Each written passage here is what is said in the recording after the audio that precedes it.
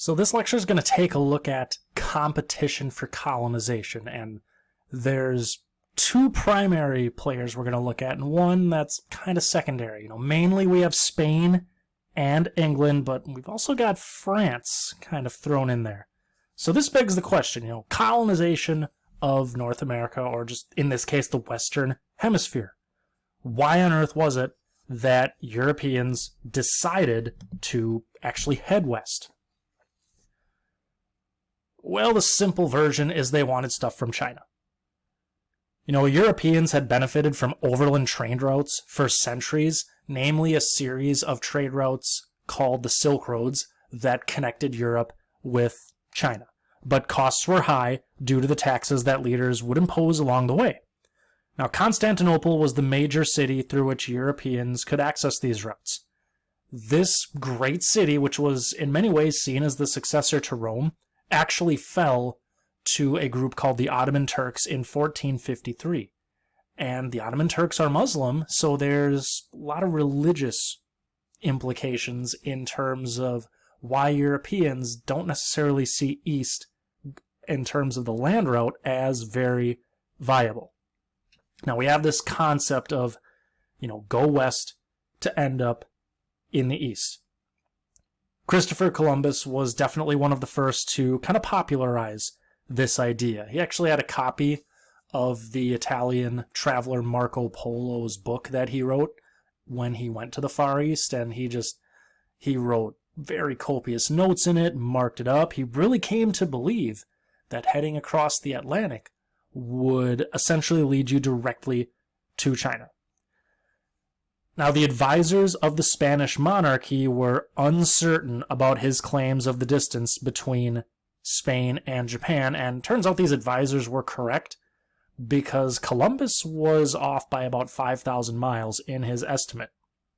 Now, after his first voyage, which did reach somewhere, today we know that somewhere is the modern-day island of Hispaniola in the Caribbean. Hispaniola has the nations of Haiti and the Dominican Republic. After this first voyage, we're going to see that Spain took the lead in voyages too, and colonies attempted in that Western Hemisphere. So as Spain gets this head start, they began to build up their overseas maritime empire before the other so-called developed nations. And when we say developed nations at this time, we're talking Spain, Portugal, England, France, and the Netherlands. So following Columbus's voyage and subsequent claiming of islands in the Caribbean, several well-known conquistadors, with help from indigenous allies, ended up conquering large portions of what were the Mexica and Inca empires. Mexica has traditionally been referred to as Aztec, but Mexica is what they called themselves. The Spanish were Catholic and wanted to ensure that the individuals in the Western Hemisphere converted to their type of Christianity, so you can't deny that the religious component was very much present. Now, we know that Spain and Portugal mainly stuck to the Southern Hemisphere in terms of colonization. Spain with the Caribbean, with Central America, with South America, Brazil being colonized by the Portuguese. So Portugal kind of has their their main overseas possession in the Western Hemisphere is Brazil. England, France, and the Dutch really tried to make inroads into the Northern Hemisphere. So really building on this whole go west to go east business, I should say, they sought what was called the Northwest Passage that was said to connect the Atlantic and Pacific Oceans. Now this, the journeys to find this first began in the 1500s. And it takes centuries to discover that this thing doesn't exist. The only way it exists is you go through the Arctic Ocean, you wait for the ice to melt, boom, Northwest Passage. But the Northwest Passage they were looking for that linked Atlantic and Pacific, not real. But this journey, this desire is the driver behind expeditions to find navigable rivers in North America and thus economic opportunities. So they're trying to find rivers that go inland that you can send ships down so you can make some of that money. That's what they're looking for. Now, Spain and England are actually going to be at war in the late 1500s, and Spain did attempt to invade England in 1588. They failed. So Spain isn't going to be a massive factor in North America, but the English are still going to have to keep their guard up for the next couple of decades. And part of this is because Spain will keep a firm grip on their possessions in Middle and South America. Now, the fact that Spain and even France, which is Catholic, but they were absolute monarchies, meaning they are ruled by a king who is running the show, end of story. England did have a monarch, all right? You see Queen Elizabeth on your screen, but they were a bit more democratic. They had different traditions, different concepts of the rights that people would have. So this factors into the political and social traditions that the U.S. is going to embrace, since it's going to be predominantly the English that populate the eastern seaboard, meaning the Atlantic coast, in large numbers. Now, with this competition, how successful was early colonization? Remember, with Spain, it's mainly Central and South America.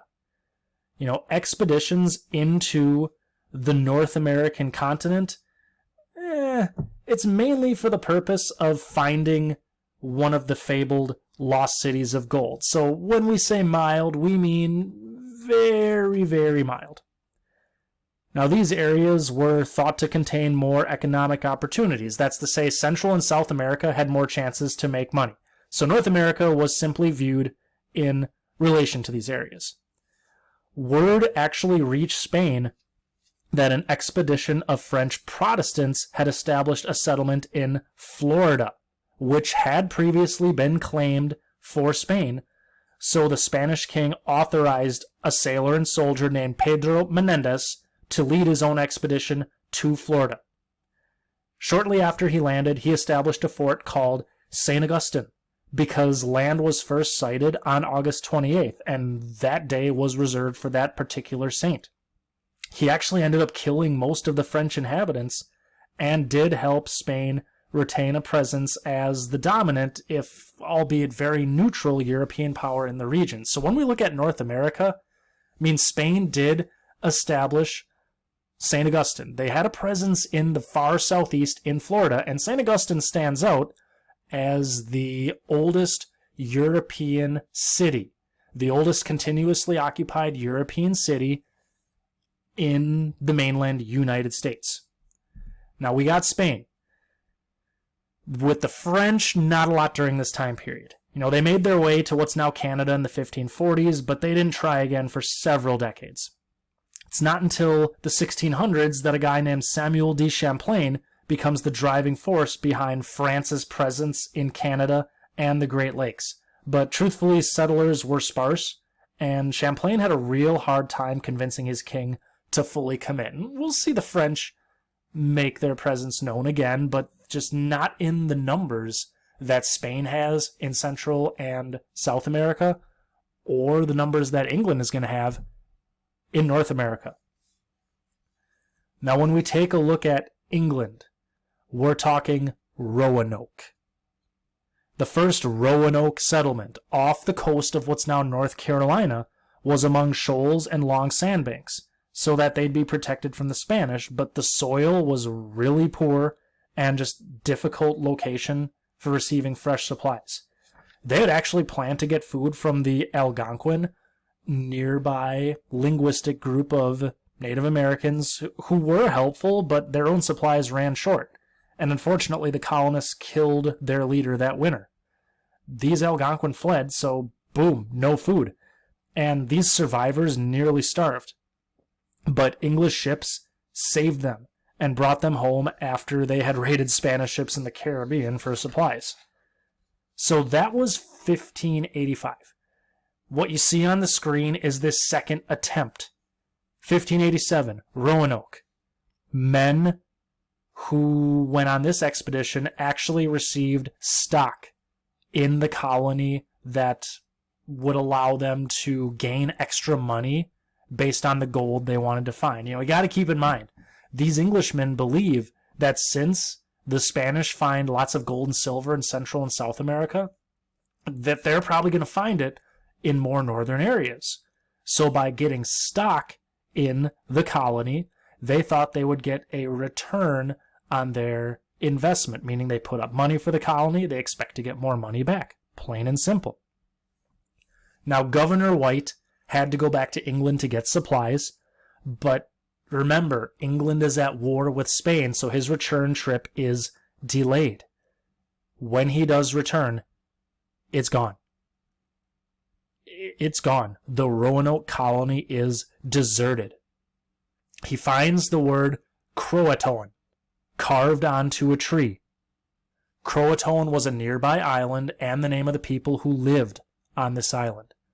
But the individuals with Governor White refused to go there because the waters were dangerously low and they simply wanted to get back to raiding Spanish ships for supplies.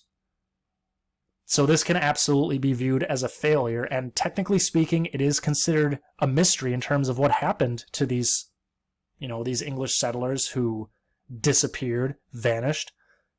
Most common story is that the survivors did take refuge with the Powhatan, the people that we're going to see in our next lecture when we look at Jamestown. But the village where these English settlers went, and they intermarried with the Croatoan. They intermarried with them, taught them English words, had English-style architecture, but this village got on the bad side of Chief Powhatan, and he ordered all of these English settlers to be killed. This was actually relayed to the English in 1607, just before Jamestown was established. So when we're looking in the Western Hemisphere as a whole, yeah, Spain is definitely in first place. France, not much of a player. England is sort of making a go of it in North America, but it's absolutely not looking good for them to establish any type of permanent settlement.